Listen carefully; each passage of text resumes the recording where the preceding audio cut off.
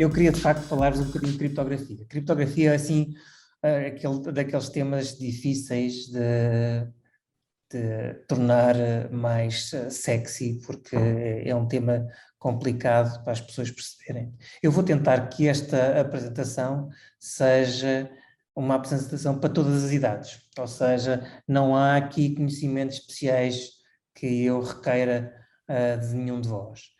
E, portanto, vamos fazer isto para todas as idades, para todos os conhecimentos.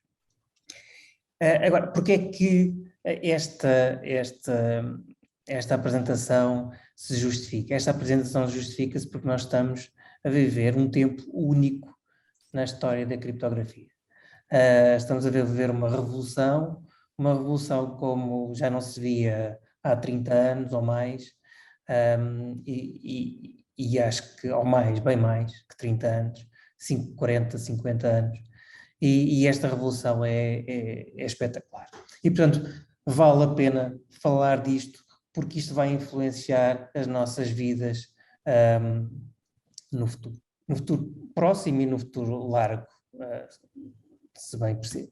Então, algum contexto histórico. Bom, comecemos pelo início da criptografia moderna, aquilo que nós chamamos de criptografia moderna, começou na década de 70, meados da década de 70, portanto estamos a fazer realmente quase 50 anos, em que o Edith Zilton e o Martin Hellman e o Rivest, e o Shamir e o Adelman inventaram a criptografia moderna, estabelecendo as bases do que é, inventaram o RSA e o Diffie-Hellman, e portanto inventaram as bases daquilo que nós conhecemos como a criptografia da chave pública, que é a base dos nossos certificados, das nossas assinaturas digitais, que tanto nos deram jeito agora durante a pandemia.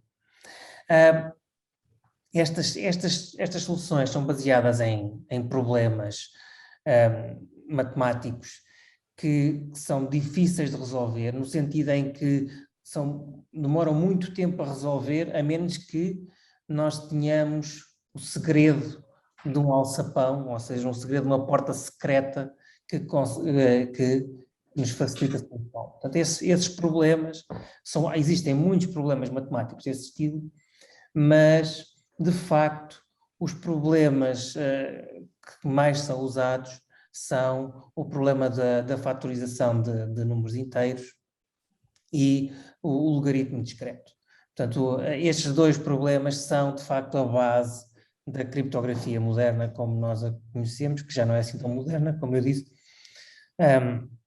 já tem quase 50 anos. O problema é que, portanto, em meados dos anos 90, em 94, o Sr. Shor publicou um algoritmo que conseguia resolver ambos os problemas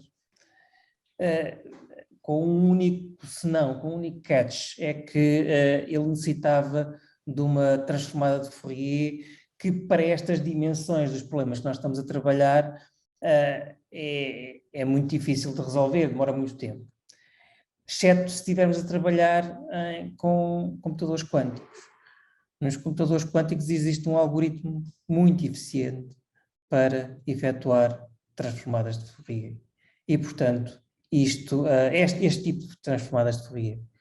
E, portanto, isto passou a ser um problema, porque, como é óbvio, nós não temos, neste momento, computadores quânticos que resolvam este tipo de problemas que nós temos agora. Porque, por causa da dimensão dos nossos problemas, os computadores quânticos para estas dimensões ainda não conseguem resolver os quânticos que existem. Mas, quando o conseguirem fazer, quer dizer, as chaves públicas, os certificados digitais, as assinaturas digitais, vai tudo para o cano abaixo. Portanto, estamos aqui numa corrida contra o tempo. E essa corrida já começou há algum tempo e foi necessário encontrar alternativas para esse problema. E das alternativas propostas, muitas delas, estamos aqui a ver três: o Short Vector Problem, o Closest Vector Problem e o Gap SVP. Todas estas três, entre muitas outras, mas todas estas três são problemas que são baseados em reticulados. O nome em inglês é lattice, alface, sabe-se lá porque que em inglês se chamam alfaces, mas em português são os reticulados. E estes problemas são problemas geométricos, de facto, em reticulados são problemas geométricos, para os quais não existe ainda uma solução eficiente, quer no modelo quântico, quer no modelo clássico. Só para vos dar uma ideia do que é um reticulado, porque alguns de vós não percebem, não conhecerão, um reticulado é assim um conjunto de pontos num espaço multidimensional. Neste caso temos aqui um espaço bidimensional, em que temos um conjunto de pontos, parece que ele está aqui com sarampo ou algo parecido, mas estes são muito mais simétricos que os pontos do sarampo. Portanto, estamos aqui a falar temos aqui um conjunto de pontos que está relacionado por uma base, uma base que é um conjunto de vetores da dimensão do espaço. Portanto, temos aqui um espaço bidimensional, precisamos de 2 vetores para gerar todos estes pontos. Portanto, todos estes pontos são uma combinação linear de 2 vetores. Portanto, uma combinação linear em que um vetor é multiplicado por um número inteiro e somado com outro vetor multiplicado por outro número inteiro. E todos estes pontos resultam da combinação destes vetores. Acontece que existem muitos vetores, muitos conjuntos de vetores, muitas bases que geram o mesmo reticulado. E há umas bases que são as bases boas e outras que são as bases más. As bases boas são aquelas que são formadas por vetores pequeninos e quase ortogonais.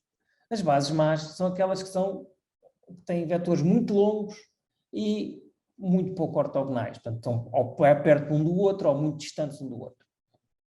E, portanto, o que é interessante é que, se nós quisermos descobrir um ponto perto da origem, um daqueles pontos que está ali à volta da origem, com uma base boa, é relativamente fácil encontrar esse ponto. Mas se nós quisermos descobrir um desses pontos que está ali ao pé da origem, com uma base má, é muito difícil. O que quer dizer, estão a ver aqui, está aqui uma assimetria, que é aquelas assimetrias que nós precisamos, não é? Ou seja, se nós quisermos que alguém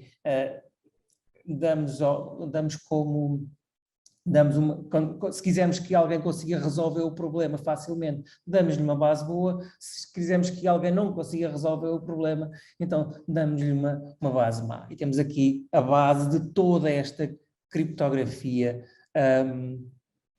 que está agora a ser desenvolvida.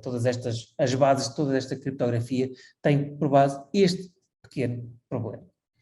É claro que isto, fazer coisas com geométricas é bastante complicado, os computadores não gostam muito, mas provou-se que existem algoritmos algébricos, problemas algébricos, que são equivalentes. Bom, a palavra equivalente aqui não se aplica muito, eu devia ter posto entre aspas, porque não é bem equivalente, mas a palavra coloca-se, se pensarmos assim, genericamente. Portanto, o problema do short integer solution e o learning with errors, portanto, estes 2 problemas, prova-se que quem conseguir resolver estes problemas também resolve os outros problemas do short vector problem e do closest vector problem. Então, eu estou aqui a ser um pouco impreciso, mas perdoem-me a imprecisão.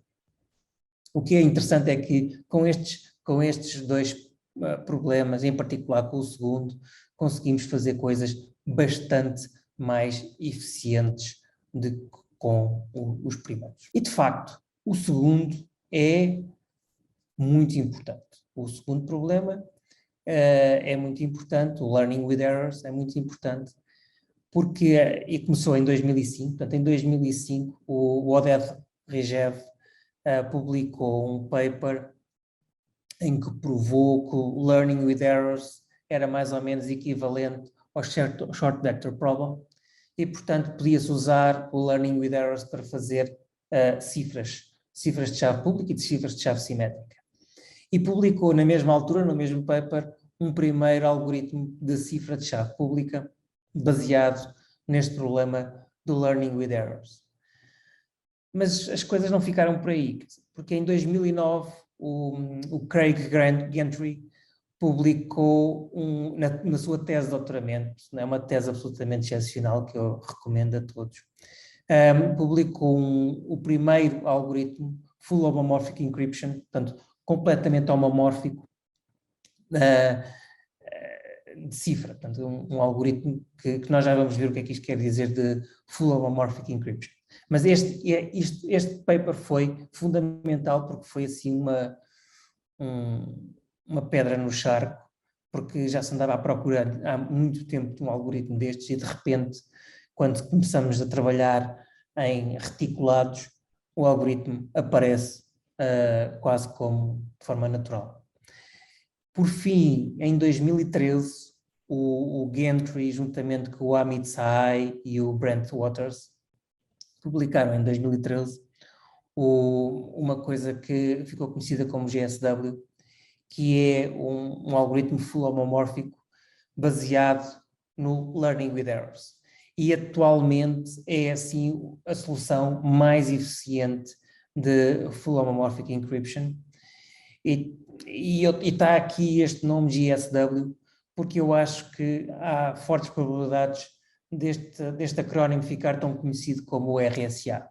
Portanto, provavelmente será o futuro RSA, este GSW. Bom, até o que é isto da Full Homomorphic Encryption e para que é que serve? Bom, ela serve para muitas coisas, mas a killer app, aquilo que é mais falado no uso da Full Homomorphic Encryption é no outsourcing da computação de dados para a cloud. Portanto, eu preciso de enviar dados para que a cloud faça um conjunto de computações na cloud, não tenho capacidade de cálculo suficiente, então envio isso para a cloud, mas não quero que a cloud consiga ler os meus dados, porque são dados privados, e portanto eu não quero que a cloud o consiga fazer. Então a solução passa por gerar um par de chaves, uma chave pública e uma chave privada, como sempre, cifrar os meus dados com a chave pública, enviar todos esses dados, todos esses M1 to MN para a cloud computa o que tem a fazer uma função desses dados de forma homomórfica, ou seja, isto quer dizer que ela não decifra os dados e retorna o resultado dessa computação, mas retorna o cifrado com a minha chave pública. Portanto, eu só tenho que decifrar com a chave privada para obter o resultado. Quer dizer que a cloud computou coisas para mim, mas não sabe o que é que teve a computar. Notem que isto é muito importante, porque isto faz com que a própria cloud esteja protegida contra ataques à própria cloud. Portanto, se a cloud for atacada por outra entidade, portanto, a cloud é fidedigna e nós achamos isto não vale a pena porque a cloud é fidedigna, mas a cloud também pode ser ela própria atacada. Se a cloud for atacada, isto protege a cloud mesmo contra ataques. Por outro lado, mesmo que a cloud seja fidedigna, há certos dados que não podem mesmo ser enviados, partilhados com a cloud por lei, não é? Portanto, dados privados que estão protegidos pelo RGPD e coisas afins. E é óbvio que as aplicações disto são inúmeras, não é? Mas o benefício é evidente quando se está falando de DNAs das pessoas, registros médicos ou registros bancários. Portanto, toda essa informação, todos esses trabalhos de inferência que se fazem sobre esses dados, se o fizermos de forma privada, são possíveis e muitos deles são completamente impossíveis de realizar se não forem feitos desta forma. Ou seja, por lei, estamos impedidos de os partilhar com a cloud e, portanto, estamos impedidos de os usar. O problema maior disto é tipicamente a performance. Portanto, a performance é atualmente o maior problema da solução, destas soluções, destas novas soluções. Em particular das soluções homomórficas, porque as soluções de cifra não homomórfica com base em reticulados já conseguem ser tão eficientes como o RSA e o El-Gamal. Mas estas que permitem fazer cifra homomórfica ainda são algo ineficientes. Em particular, o que é ineficiente não é a cifra e a decifra. O que é ineficiente é o cálculo homomórfico. Só para vos dar uma ideia, este gráfico mostra quão mais lento é a cifra homomórfica, a computação homomórfica versus a computação com o texto em claro. Portanto, o que é que não se perde em termos de slowdown? Não? Portanto, aqui estamos a falar de slowdown, não de speed up, é um slowdown. O que é que andamos mais para trás? No início, portanto, em 2009, quando foi proposta a primeira, pelo Craig Gentry, estávamos a falar de 1 tera vezes mais lento. Portanto, 10 levantado a 12 mais lento do que em plain text. Só para vos dar uma ideia, eram 30 minutos só para executar uma AND gate. Portanto, uma simples porta demorava à volta de 30 minutos para ser calculado. Portanto, estamos a falar de conjunção de 2 bits para o resultado de 1 bit. Isto era muito lento. As coisas têm vindo a melhorar. Têm vindo a melhorar primeiro com fases algorítmicas, portanto ali aquela primeira descida do gráfico são soluções algorítmicas novas, que, em particular o GSW e afins, e depois a seguir entraram soluções mais engenheirais, portanto a utilização de multicores, a utilização de GPUs, FPGAs e afins, fez com que isto descesse um bocadinho, mas ainda assim muito pouco. Portanto, neste momento, em 2019, 2020, nós conseguimos ter, os últimos resultados que eu tenho são de 2020, portanto, nós conseguimos ter coisas como uma rede neuronal, portanto, isto à volta de 10 mil vezes mais lento, mas mesmo assim, com 10 mil vezes mais lento, é possível executar uma rede neuronal com 100 camadas e conseguir, tendo o grau de segurança normal nestas coisas atualmente, que são 128 bits, conseguir fazer uma inferência em cerca de 96 segundos. Portanto, minuto e meio, não é? Uma inferência, o que normalmente demora menos de meio segundo. Portanto, uma coisa que demora menos de meio segundo, aqui demora minuto e meio, ainda estamos bastante lentos. Mas já é possível fazer inferências, ou seja, já é possível fazer, já deixamos de trabalhar com AND gates e estamos a fazer inferências em redes neuronais. Em todo o caso, o futuro está aí e existe um projeto da DARPA, o DeepRive, que é feito em conjunto com a Intel e com a Microsoft, e que o objetivo é criar ASICs para conseguir que o slowdown ande à volta de 4 a 5 vezes, menos de 10, digamos, menos de 10 vezes a velocidade do normal. Portanto, estarmos ali nas 10 vezes. O que quer dizer que esta inferência que estava aqui a demorar minuto e meio passará a demorar 5 segundos. Portanto, ainda assim 10 vezes mais lenta do que a solução em texto claro, mas claramente um desenvolvimento muito grande, e espera-se que esse resultado exista para 2024, portanto, que está aí já à porta. Portanto, não estamos lá, mas estamos bastante perto e, portanto, temos que trabalhar já, porque as coisas estão muito perto de acontecer. Finalmente, um detalhe que também influencia o desempenho é a dimensão da cifra. Se nós estivermos a pensar que só tivermos que cifrar um único número de 32 bits, se só tivermos isso para enviar de um lado para o outro, podemos ter que estar a enviar uma cifra de 1.6 megabytes. Ou seja, é uma expansão gigantesca. É claro que isto, quando se tem que cifrar mais bits e fazer cálculos com mais números, consegue-se fazer packing. Mas esse packing não é fácil e depende da programação, ou seja, depende do código, da função que se quer fazer. Portanto, tem que se começar a pensar em programar de maneira a fazer packing daquilo e reduzir esta dimensão.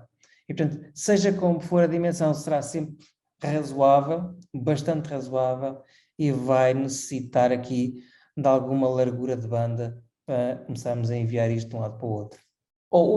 Este slide que eu tenho aqui é o slide que dá título à apresentação, porque de facto, a partir do momento em que nós temos Full Homomorphic Encryption, começamos a ter um conjunto de outras funcionalidades absolutamente extraordinárias. Eu gostaria de vos descrever todas elas, mas não tenho tempo, eu vou só descrever as que estão a sublinhar, a Function Encryption e Indistinguishable Obfuscation, que são geniais, mas as outras também não deixam de ser fantásticas. Bom, começando pela Functional Encryption. A Functional Encryption é uma coisa que se consegue com estas novas cifras e que é uma extensão da Public Key Encryption. Para quem não se lembra, a Public Key Encryption, quando a Alice tem que enviar uma mensagem ao Bob, numa apresentação de criptografia tem que existir sempre uma Alice e um Bob. Quando a Alice tem que enviar uma mensagem para o Bob tem que gerar um par de chaves primeiro. Ou, bom, ele tem que gerar um par de chaves ou alguém por ele tem que gerar um par de chaves. Agora, por conveniência, para que isto fique bem com o resto, vamos fazer com que seja uma entidade confiável que gera esse par de chaves. Portanto, temos aqui uma entidade confiável que gera esse par de chaves, portanto, gera uma chave pública, uma chave privada, e envia a chave pública à Alice, a chave pública do Bob à Alice e a chave privada do Bob para o Bob. A Alice o que faz é o que faz normalmente, não é? Envia um texto cifrado com a chave, a mensagem que quer enviar para o Bob cifrada com a chave pública do Bob, e o Bob, quando recebe a mensagem, decifra usando a sua chave privada. Portanto, isto é o normal que nós estamos habituados a usar há muito, muito tempo com Public Key Encryption. A Functional Encryption não é muito diferente. Portanto, também temos tudo semelhante. Também temos a entidade confiável a enviar a chave pública, a enviar a chave privada e a Alice a cifrar com a chave pública a mensagem e enviar para o Bob. A diferença começa na geração das chaves. A entidade confiável gera uma chave mestra em vez de a chave privada. Portanto, ele não gera logo a chave privada, gera uma chave mestra primeiro. E só depois, então, é que gera a chave privada do Bob, usando um novo algoritmo que usa a chave mestra mais uma função que foi definida aqui pela entidade confiável. Esta função pode ser qualquer uma. Já vamos ver para que é que serve. Bom, vemos já. É que quando o Bob decifra, em vez de obter a mensagem, vai obter o resultado da aplicação da função à mensagem. Portanto, já não obtém a mensagem, mas é uma função aplicada à mensagem. É claro que se a função for a identidade, ou seja, se f de x for igual a x, portanto, cada vez que a gente aplica a função da mensagem à mensagem, obtém a mensagem, então estas duas situações são equivalentes. Portanto, a Functional Encryption é de facto uma extensão da Public Key Encryption, em que agora aparece aqui uma função. Portanto, aparece uma função e na Public Key Encryption a função era sempre a função identidade. Bom, mas para que é que serve a função? A questão é que quando a gente começa a brincar com a função, começa a fazer muitas coisas novas.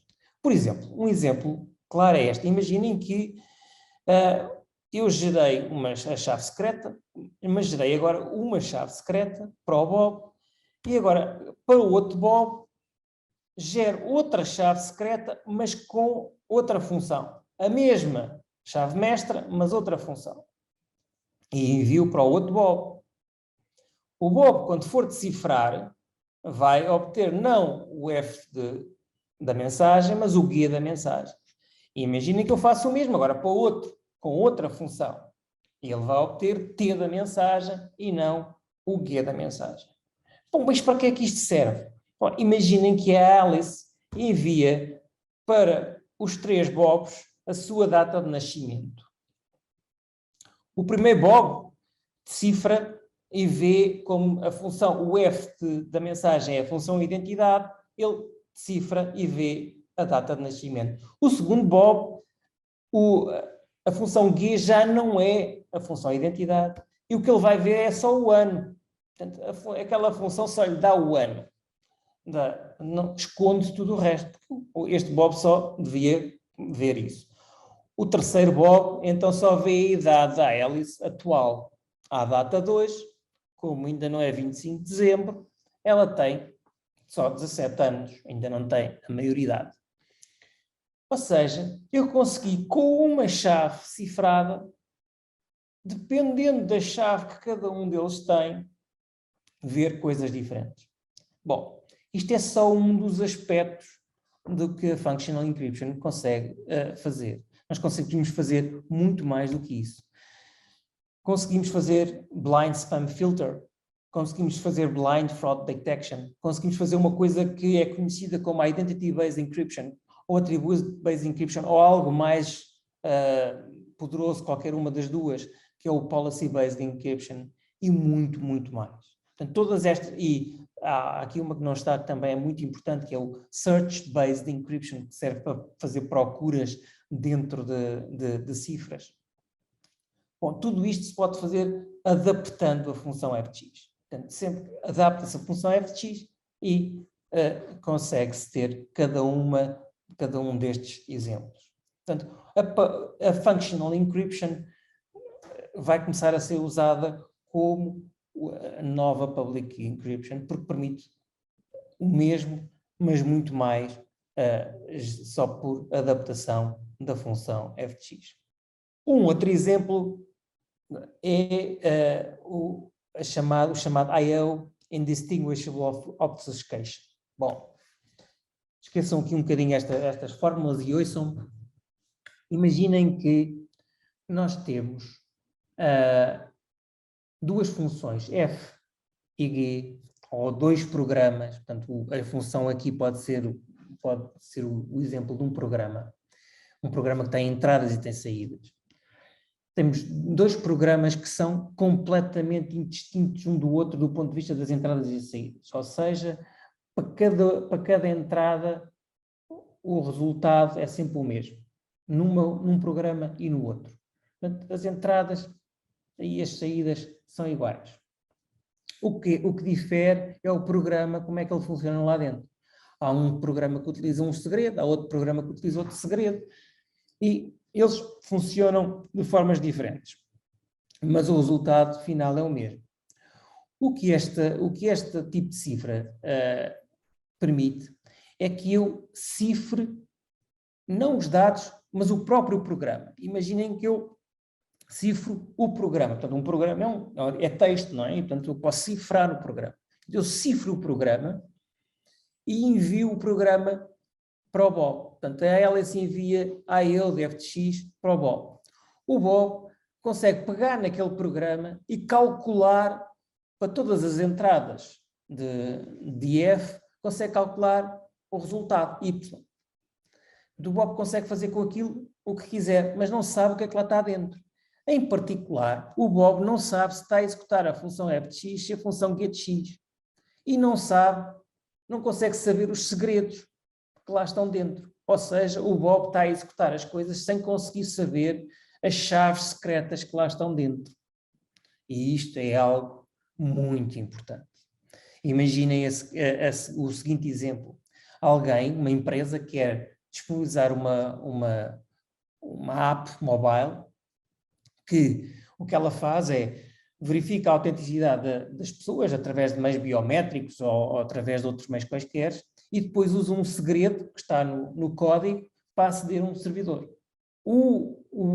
Este tipo de cifra impede que alguém consiga alterar a aplicação, mexer com a aplicação, consiga ver qual é a chave que lá está dentro, ou consiga fazer um salto por cima da autenticação, da fase de autenticação, ou seja, aquelas coisas ficam juntas, ficam agarradas, ele não consegue usar o segredo sem usar a autenticação e vice-versa. Isto parece algo absolutamente fantástico, e é. E não é uma coisa absurda. De facto, já pediram ao Inove uma coisa destas, que há uns anos pediram ao Inove que nós fizéssemos uma coisa destas. E nós fizemos, e eu fico muito satisfeito com o facto de termos feito algo que é o precursor deste I.O. Portanto, o que nós conseguimos fazer na altura com as tecnologias que tínhamos foi o melhor que se fazia. E eu agora consigo saber que foi de facto o melhor que se fazia naquela altura, porque sei o que se fazia noutras empresas, noutras muito grandes empresas, relativamente a esta obfuscação de código. E portanto, portanto isto é algo que é pedido pelas empresas, as empresas querem isto, e isto é algo muito importante. De facto, toda a gente considera que isto é the next big thing, é muito importante. O problema é que, de facto, não existe ainda uma solução que nós nos sentimos confortáveis, como existe para a solução de cifra homomórfica. Ou seja, existem vários candidatos, vários algoritmos, vários protocolos, vários algoritmos candidatos para fazer isto, mas eles estão sempre a ser quebrados. Isto não duram um mês ou dois. Portanto, 2 em 2 meses aparece um e é quebrado, e eu sinceramente, eu sei que existem 2 de 2020 que ainda não foram quebrados, já se encontraram fragilidades nos pressupostos, mas os algoritmos propriamente ditos ainda não foram quebrados, mas eu não gosto muito deles, acho que há ali coisas a melhorar. Em todo o caso, isto vai permitir coisas absolutamente fantásticas. Bom, mas nós temos muitos desafios à nossa frente, e para eu explicar um bocadinho os desafios, eu vou ter que entrar aqui um bocadinho mais de detalhe. Mas é só este slide, que é um pouco mais, tem um pouco mais de números, mas mesmo assim não é muito. Eu tenho que explicar o que é o Learning with Errors. Eu expliquei como é que eram as lattices e o problema de encontrar aqueles short vector problems, o ponto mais perto da origem, mas não disse o que era de facto o Learning with Errors. O Learning with Errors, imaginem um sistema de equações lineares com inteiros, ou seja, temos aqui a primeira equação é 14 vezes S1 mais 15 vezes S2 mais 5 vezes S3 mais 2 vezes S4 igual, congruente com 8, portanto isto é tudo modular, neste caso é 17.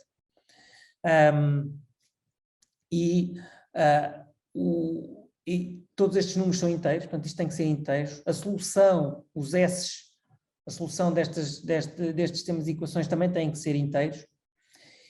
E se não existisse aquelas variáveis que estão ali, E1, E2, E3, E4, que são pequenos erros, sem aquilo, era muito fácil resolver este sistema de equações. Portanto, ou seja, isto por substituição e cancelamento, rapidamente eliminamos estas variáveis e identificamos o valor de cada uma delas. O problema é que quando nós colocamos um pequeno erro ali naquelas equações, tornamos isto muito mais difícil de resolver. Muito mais difícil de resolver, só pela existência do pequeno erro.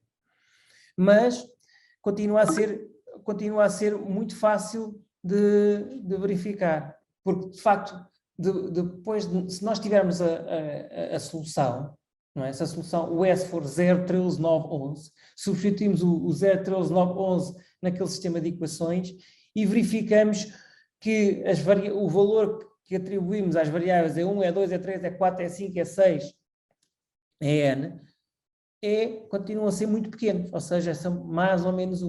Ou seja, é fácil verificar que aquilo é pequeno. isto é mais ou menos semelhante a encontrar o vetor, portanto, este é 1, é 2, é 3, é 4, é 5, é 6, é 7, funciona como sendo o vetor, aquele vetor ali perto. Nós conseguimos verificar que de facto descobrimos um vetor pequeno, mas não conseguimos calculá-lo.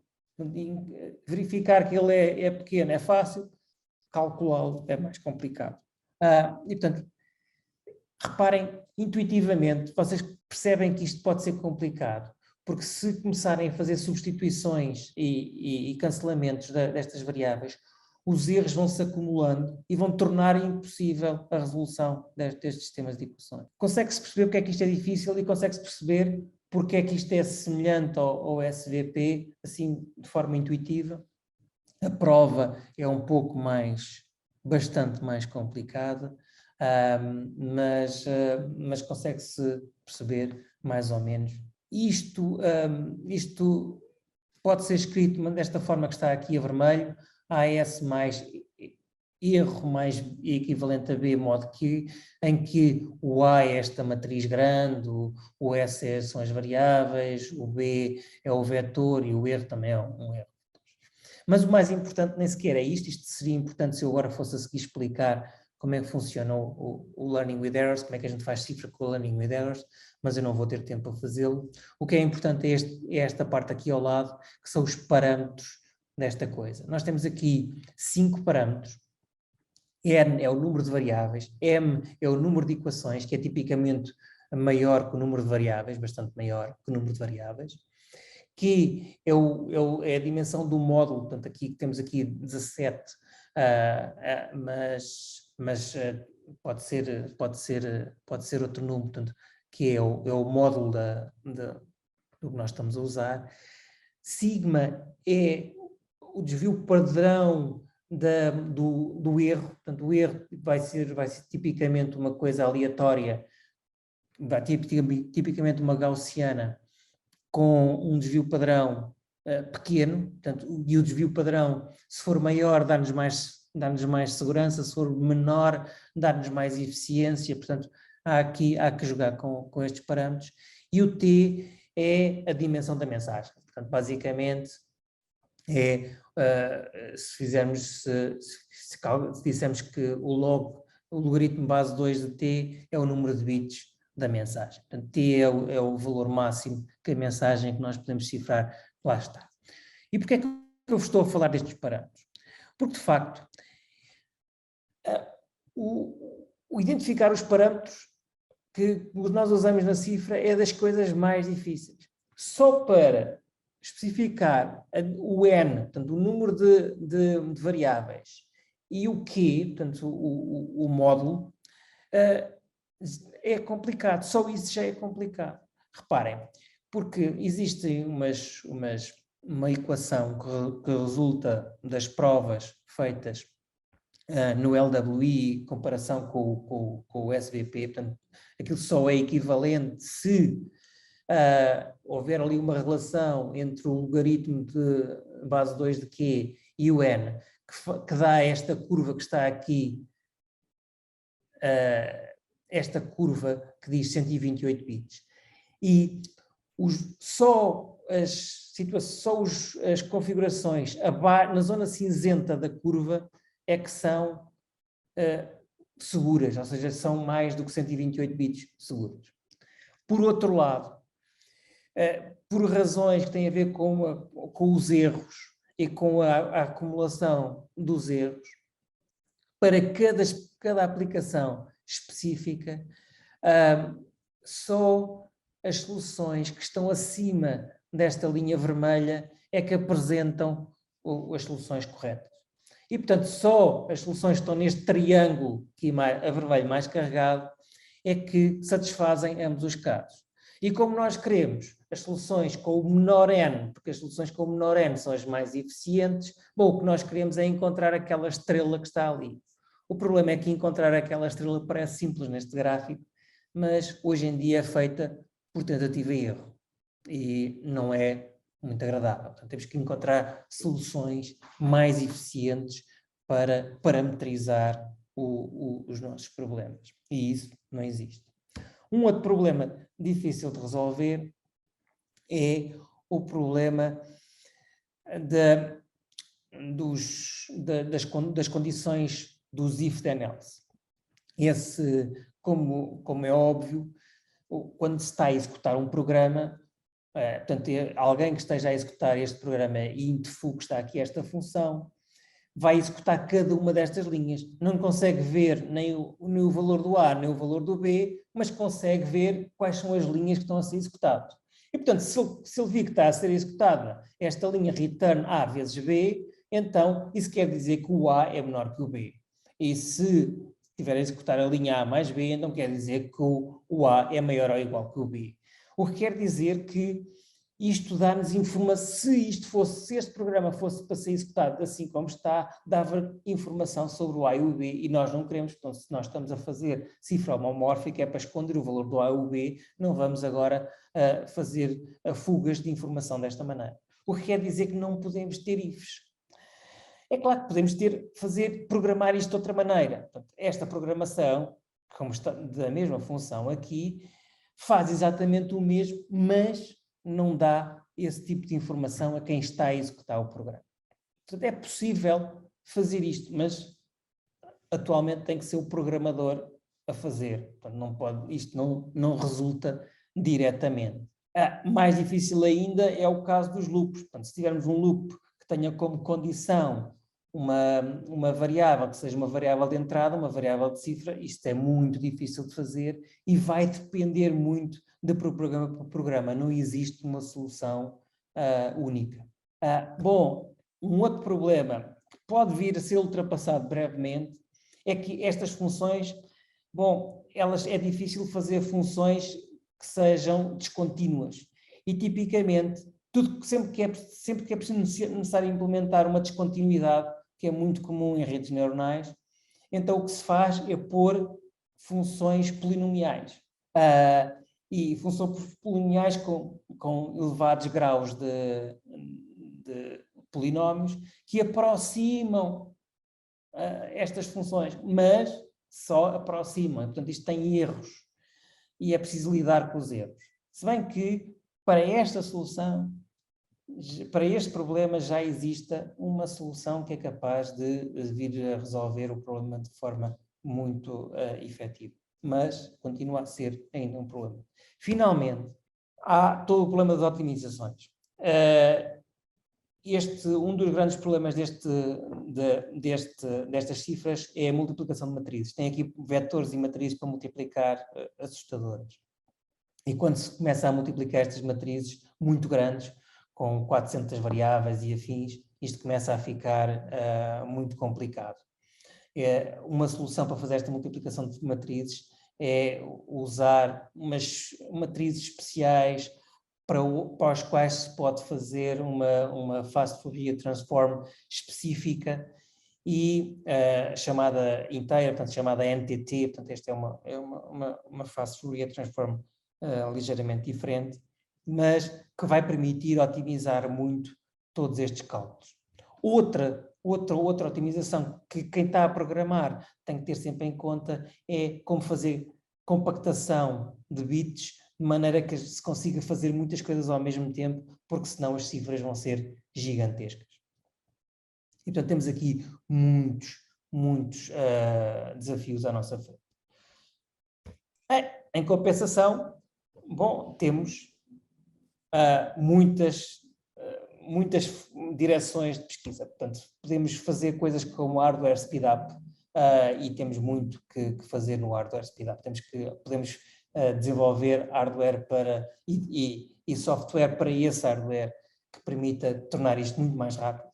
Podemos fazer, e isto seria absolutamente fantástico se o conseguíssemos, melhorar a velocidade dos algoritmos, portanto, novos algoritmos mais rápidos, e esta seria de facto uma solução, seria de facto um desenvolvimento muito importante. Criar novas aplicações. É possível criar novas aplicações que nunca tivemos antes e podemos melhorar as aplicações existentes. Há aplicações existentes que tinham algumas dificuldades, que não se conseguiam fazer certas coisas e agora conseguem-se fazer. É necessário, como eu já vos referi, encontrar técnicas para melhorar as ferramentas de programação. Isso é fundamental, porque senão nós não vamos conseguir ter os programadores a programar para estas plataformas. Podemos fazer melhorias no speed-up de aplicações específicas. Portanto, aplicações específicas, em particular coisas como redes neuronais, que são uma killer app nestas questões da cloud, inferências na cloud sobre dados privados. E, por fim, melhorar questões de obfuscação e as provas e as soluções, porque isto pode-nos trazer melhorias absolutamente extraordinárias. Bom, eu ficava por aqui.